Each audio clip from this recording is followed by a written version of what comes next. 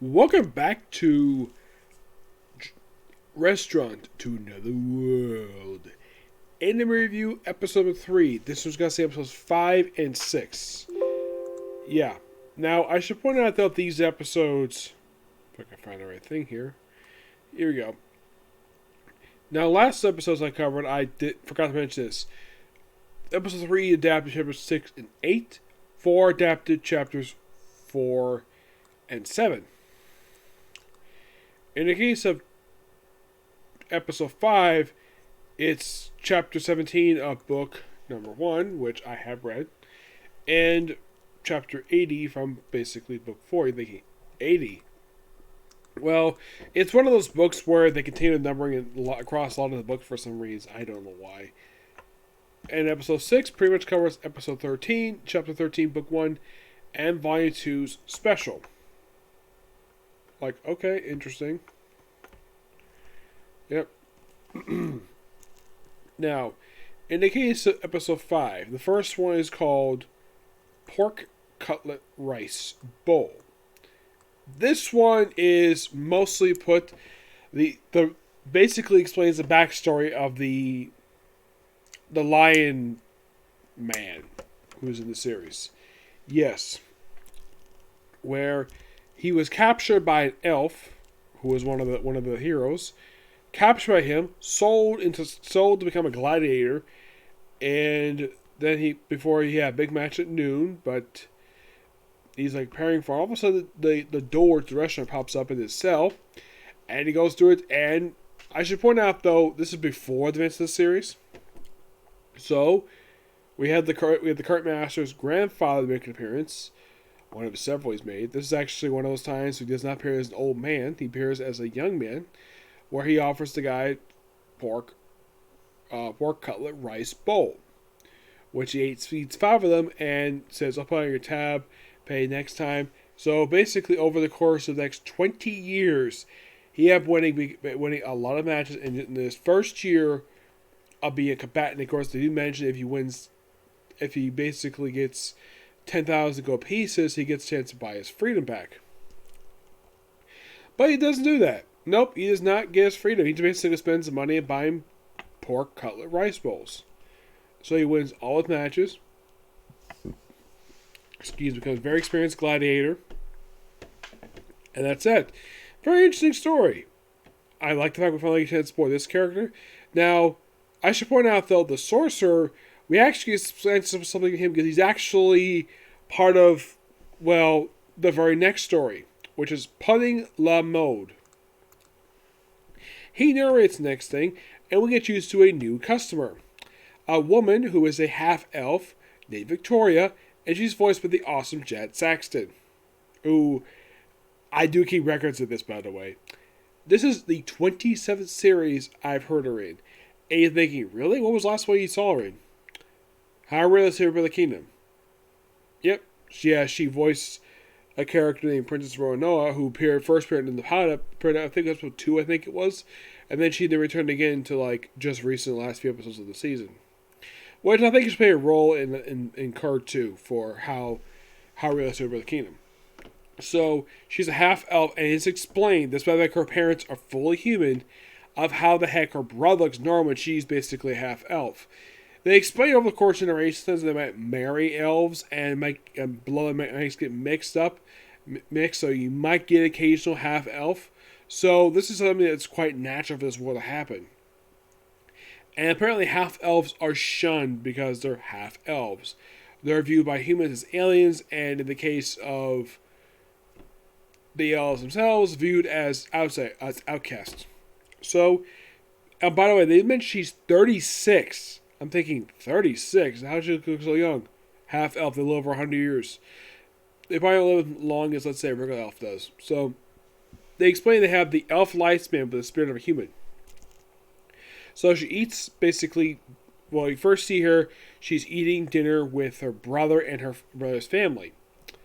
And apparently, her niece and nephew have no problem with the fact that she's a half-elf. Her sister-in-law, as far as I can tell, says nothing about the fact that she's a half-elf. So, what does she try to do to keep her time busy? She doesn't have a particular like man in her life? Sorcery. Of course, sorcery. And it turns out she has a secret. Goes to the restaurant, orders this pudding lo mein, and eats it. Delicious.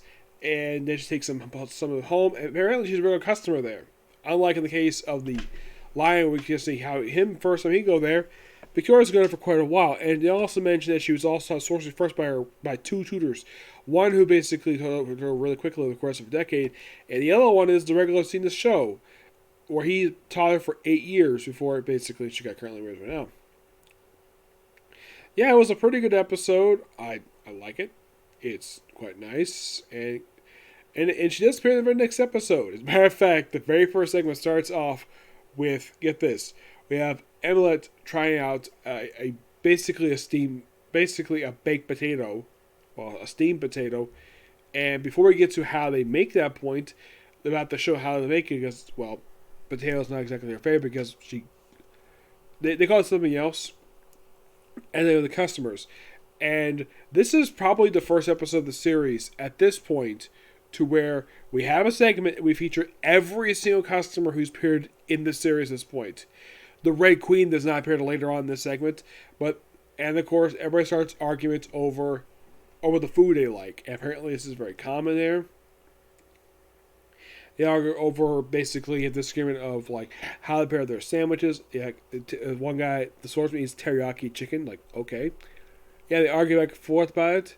Oh, by the way, for Victoria, Emmett was actually surprised the fact that she actually asked for this ice cream because she thought that elves couldn't eat milk and eggs because of the fact this is sort of a milk flavored thing.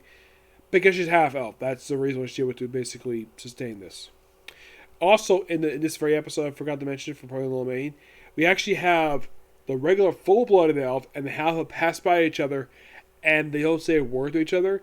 I thought that was quite interesting to have this. Now, in the case of the elf herself, this actually is her second appearance at this point, and does appear in the very next episode. Now, in the case of the regulars, the two of them, the swordsman and the sorcerer, at this point, so far, this was actually the 7th segment at this point.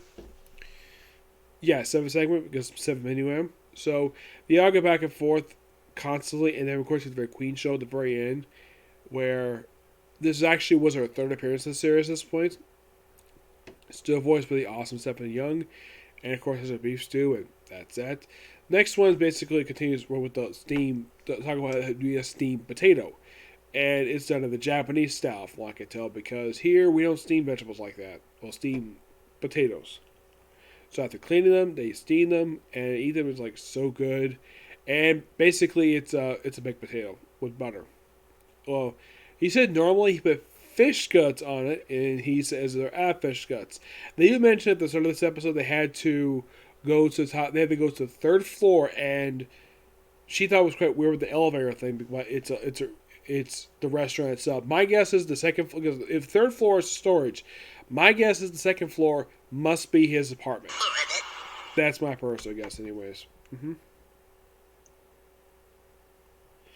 Yeah, so he takes a thing of meat, and she takes a box. What's in this box? Potatoes, of course. And that leads into the segment later on. Yep. I'm trying to think of anything else. No, not really. Well, basically, we do have the elf, the full-blooded elf. She just asks for something to go, and she gets grilled rice balls. Rice balls is a fragrance in Japan that's not very common here. Now, I'm not surprised to bring it up because the master is Japanese, so of course you bring it up. Despite the fact he's sporting an English dub and English American accent because he's voiced by American. Yeah. But otherwise, though, 2 really good episodes. Thoroughly enjoyed them, and I can't wait for the next review. You're probably thinking, wait, you're doing more of this, and I thought you said Shaman King was next. Well, it's one of those times where the episode was not there. On the website, I basically go to, it wasn't there, so I postponed it until tomorrow. And hopefully it is there. Yep. So at this point of the series, I am roughly halfway through season 1. 6 episodes in, it's really, really good. I would say the Sorcerer and the Swordsman have appeared in most of the segments so far. That appeared throughout this whole series.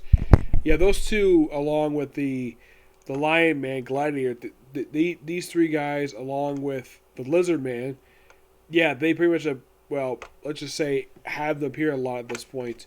Like the Lizard Man, when prior to his appearance in the last review, which I talked about, he hadn't been seen in quite a while, along with the Lion Man. But the other two were seen regularly, like every episode. It's surprising though, Victoria, who's in the episode with her master, and she doesn't interact with him at all, despite the fact she was taught by him magic, and yet they don't speak a word to each other. I'm like, really? So he's your teacher, and you don't share a word with him aside from that you talk about sandwiches? Yeah, and the master does not bring it the fact to Anita that the elf, that Victoria is in fact a half elf. Yeah, there's no mention of that at all. I'm like, really? Yeah, there is no mention of this at all.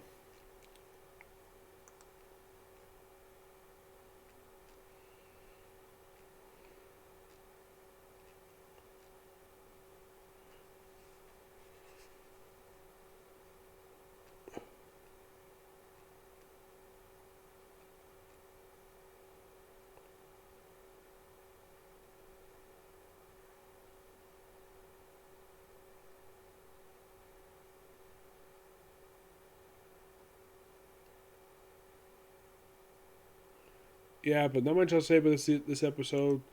Yeah, I no, I actually enjoyed it now. So yeah, enjoy. Now this is gonna be it for this particular review. Now I have no other time to watch any more episodes tonight, so I'll see you all tomorrow for more of this and possibly Shaman King. It depends. Okay, next video. Bye.